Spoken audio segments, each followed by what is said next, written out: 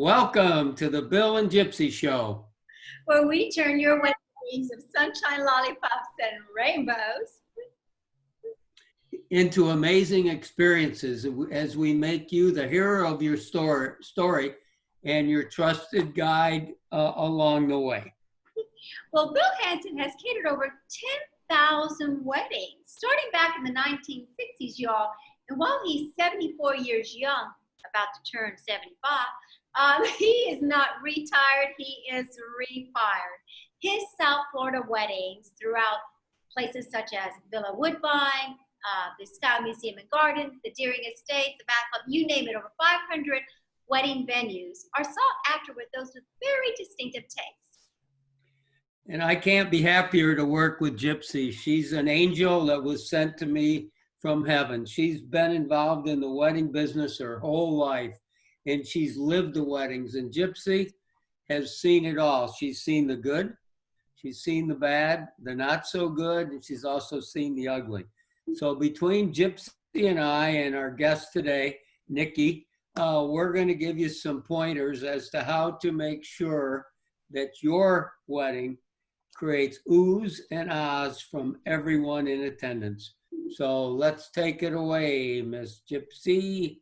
Yes, today we're actually going to share with you all the latest trends on floral designs and how having a wedding planner is a must.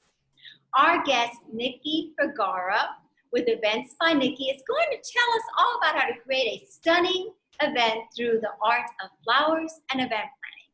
Welcome to the show, Nicky. Yeah, hi, thank you guys for having me. How's everyone? Doing great. I'm so excited because you and I have such a good relationship that Love you, Bill. have agreed to appear on our show. So you do two things. You do floral design and you also do planning. So give us a little insight. Which came first in your life? Were you into florals first or planning first? How did you get started in this? So actually got started about almost 7 years ago. I was a planner first. One of my first weddings was at Villa Woodbine. It was actually a friend of mine that got married there. She was looking for a wedding planner and I had assisted other planners before. So I ended up taking the job and it was great. Obviously, I love designing. So after that, I pretty much got into floral designing. It gives me more of, an input into what, as a planner, we have kind of in our head. Brides come to us wanting guidance. A lot of brides don't know, where to start. So pretty much we help with your planning process. We help find a venue. We help find, the right vendors that suit you. And then obviously when we get to the designing part, it's easy for me because I've already gotten to know my bride and I've already gotten to know her style. So it's easy to kind of design, her wedding because I have, kind of my hands in both, aspects of the wedding. Perfect. So again, as a planner, you're already tapping into more or less Right. with your passion of the flowers and design. How do you actually get that connection with your bride to get that clear image of what she's actually looking for when it comes to the actual style and design of her wedding? Right. So when you do hire me as a planner, one of the first things I do is I send a questionnaire. I want to get to know, the history of who my bride and my groom are, where they met, how long they've been together. And then obviously there, I ask, what are your favorite colors? What kind of color scheme would you like to, go for? And I usually ask them to describe their wedding in 3 words. I feel like those 3 words are big.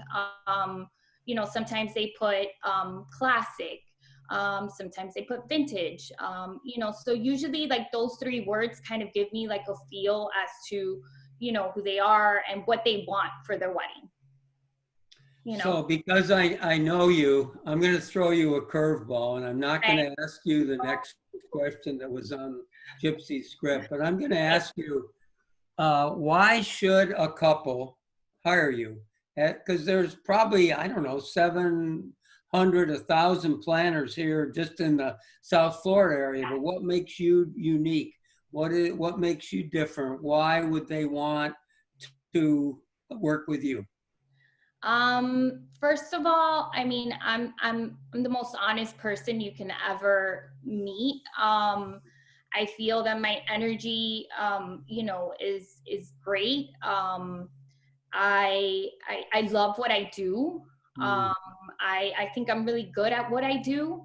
Um, you know, I feel that once you get to know who I am, it's either you're gonna love me because you kind of get that energy from me, or you know, I've had people that have come and they've met me and they've, you know, moved on. I also feel that, you know, us as planners, we're all amazing at what we do. And I'm very honest with, you know, people that come to book me. Go with what your gut says. If your gut right. says I'm your planner, then I'm your planner. And if I'm not, it's okay. I might not be the person for you. But I feel that, you know, I'm fun. I try to make this process as fun as possible for my bride and my grooms. Fun. You know, you know, because it can get a little, you know, hectic. You know, it's a big day. I'm pretty much your best friend through this process. I always tell that to my brides. My Yeah. phone is always with me. You can text me. I don't have, like, people tell me, oh, what are your hours?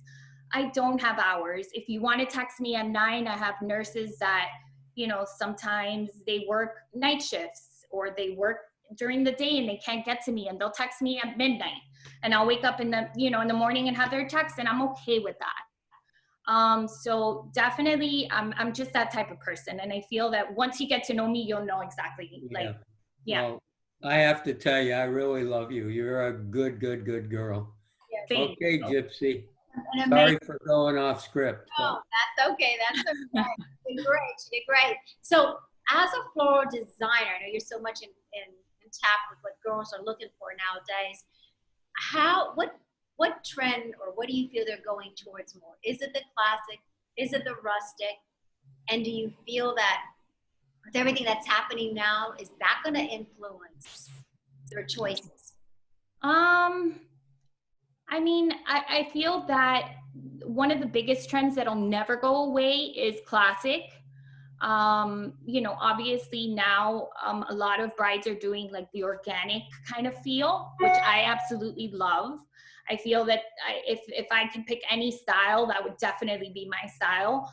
I like the classic kind of, you know, no greenery, everything white look, but I think my favorite and one that will never go away is really just white and green. It's classic. It could be a little vintage if you want to.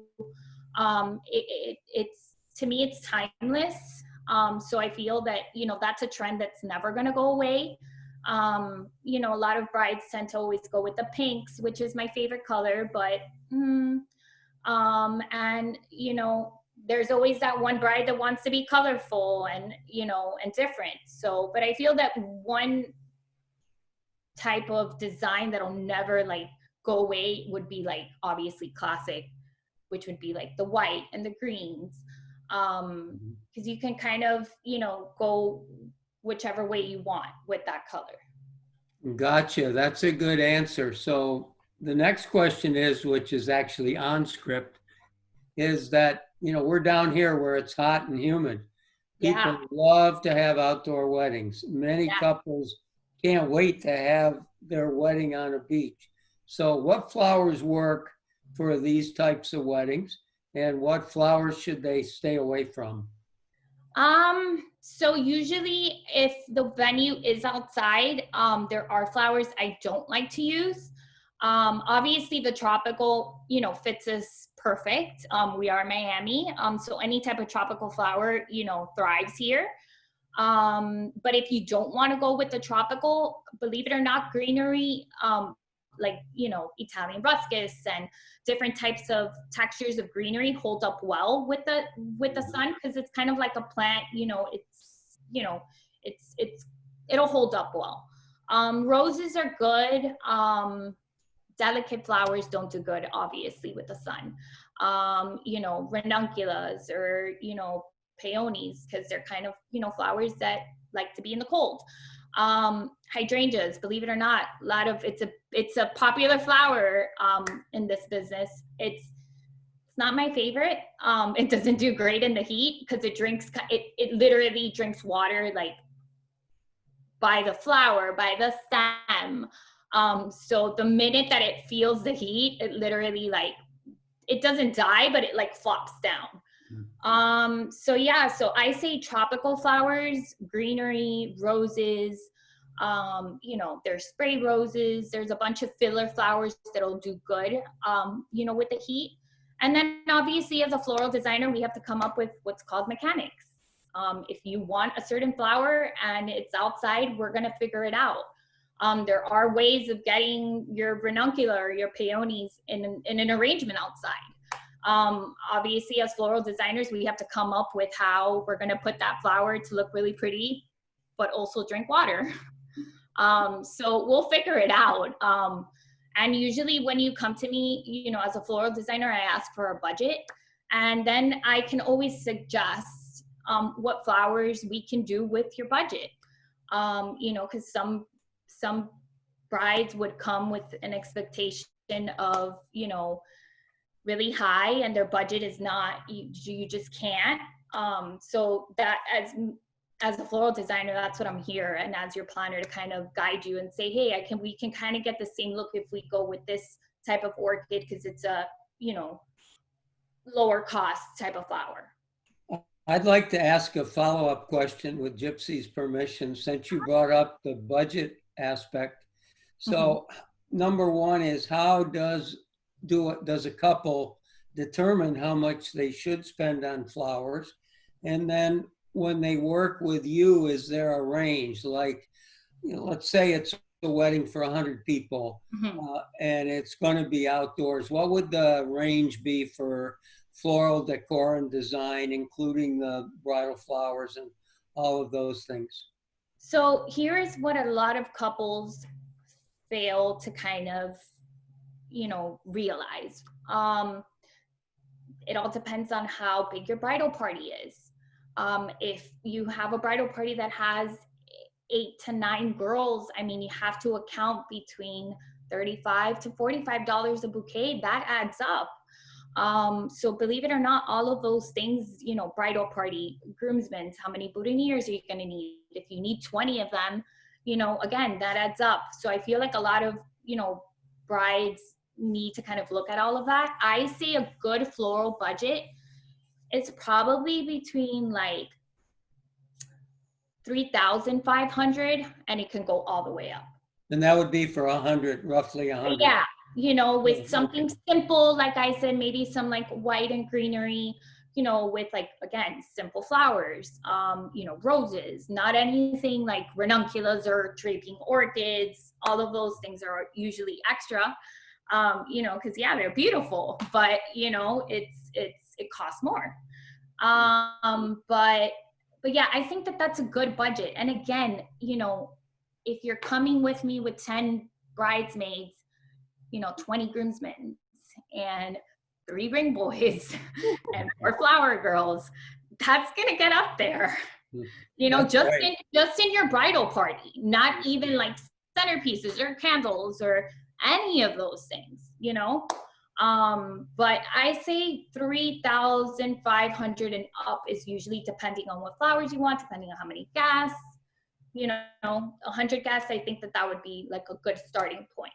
Thank you. Thank you. And talking about that with budgets and all, with the current situation that we're all dealing with, we noticed that everybody is downsizing. So if you had a guest count of 150 to 200 people, now they're downsizing to 50 or less. So they were expecting this amazing lavish event with lots of folks, and now we're trimming it down to small. Yeah. How do you still get that lavish, spectacular look and feel with a smaller group of folks. You can totally make that work. I mean, you know, just because you had 200 guests and now you're down to 50, you know, one of the biggest things as a planner now that I'm telling all of my brides is, you know, maybe your floral budget might go up a little bit more, because if you have now 60-person wedding, I would probably fit 4 to 6 guests at a table, or put them by family. If it's a family of 4, you do a table of 4. You know, now with everything that's going on, we have to kind of make our guests feel safe. So, you know, you can still have that lavish wedding, because if you were accounting for 15 tables, you probably can still do maybe 10 tables or 12 tables and still make it look, you know, grand. And maybe just decorate more aspects of, you know, you're maybe doing your ceremony a little bit bigger, making a bigger statement with your arch or with the flowers. And you can definitely still have a great lavish wedding with, you know, a smaller guest count.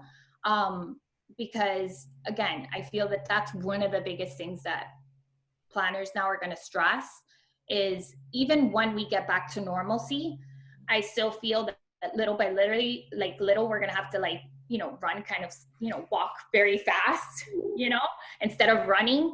And, we're going to have to kind of, you know, tell our bride and our grooms, okay, you have 100 guests. Instead of having 10 tables, let's have 15 tables. Which again is, your budget for florals is going to go up a little bit, but your guests are going to feel safer.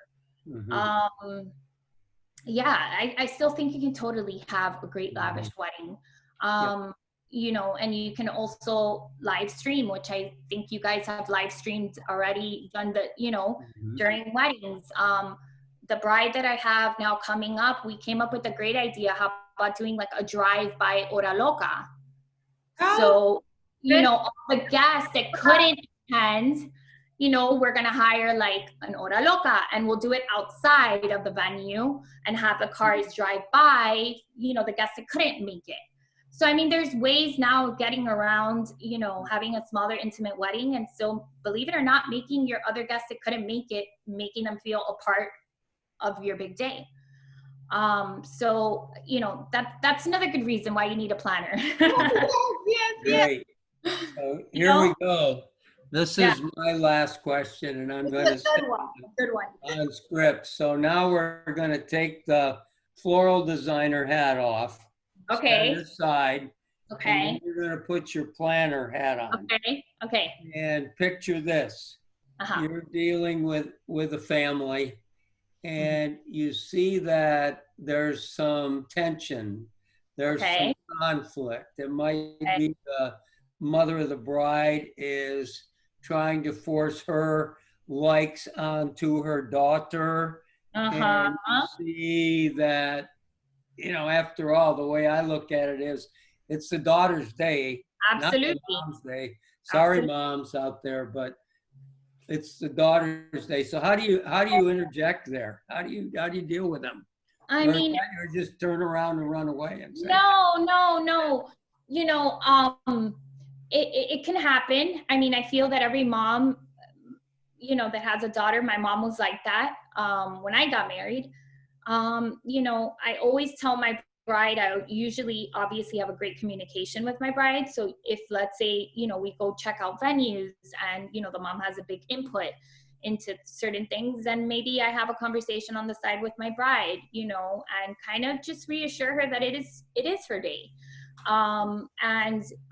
You know, conflict is always there. I always say that, you know, believe it or not, you know, there's a lot of, you know, brides and grooms that, you know, might have conflict, like you said, within the family.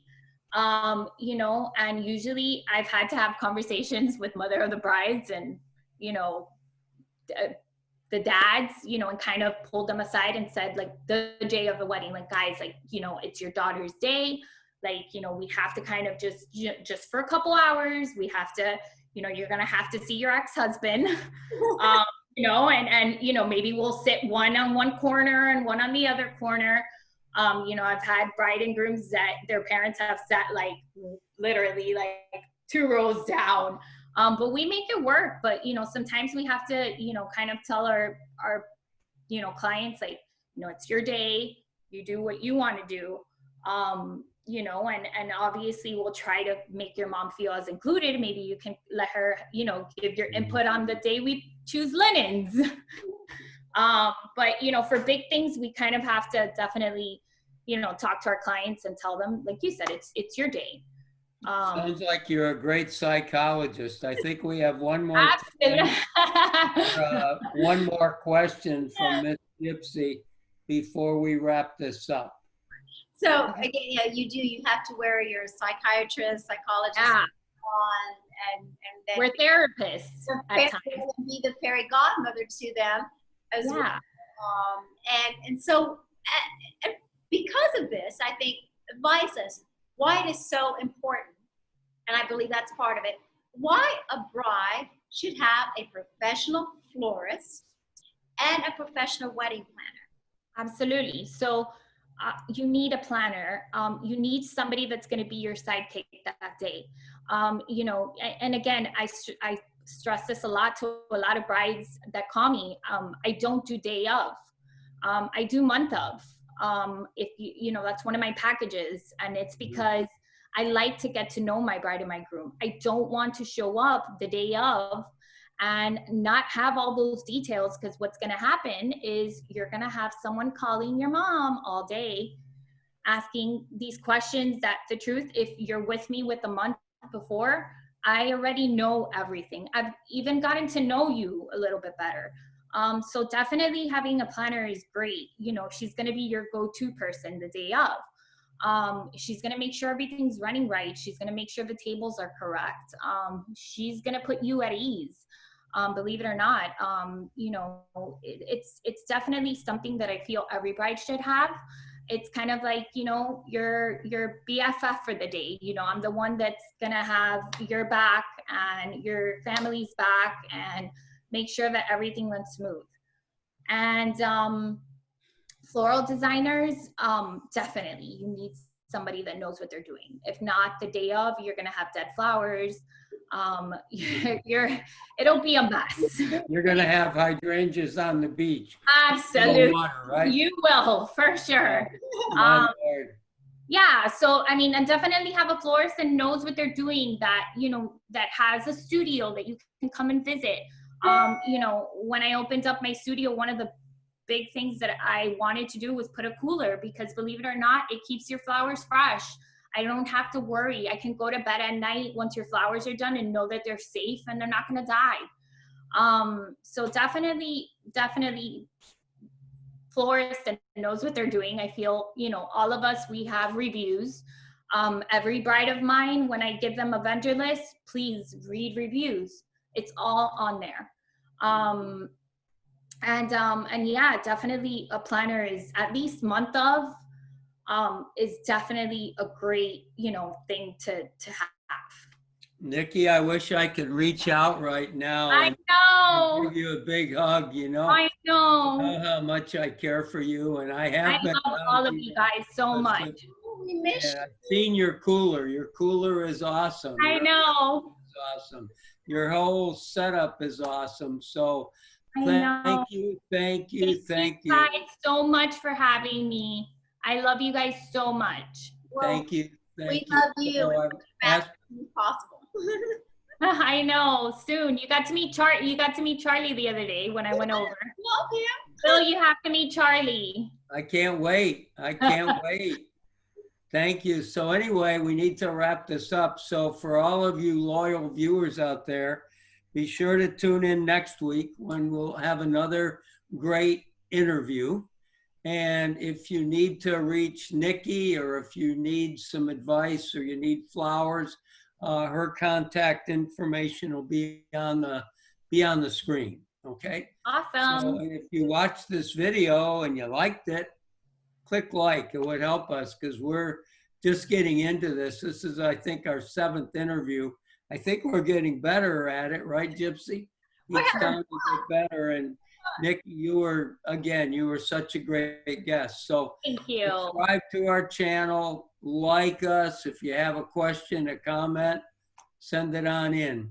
So thank you. And everyone, be sure to tune in next week. Awesome. Wrap. Bye, guys. Bye-bye. Bye. Hit like on those buttons. Hit like. Thank you.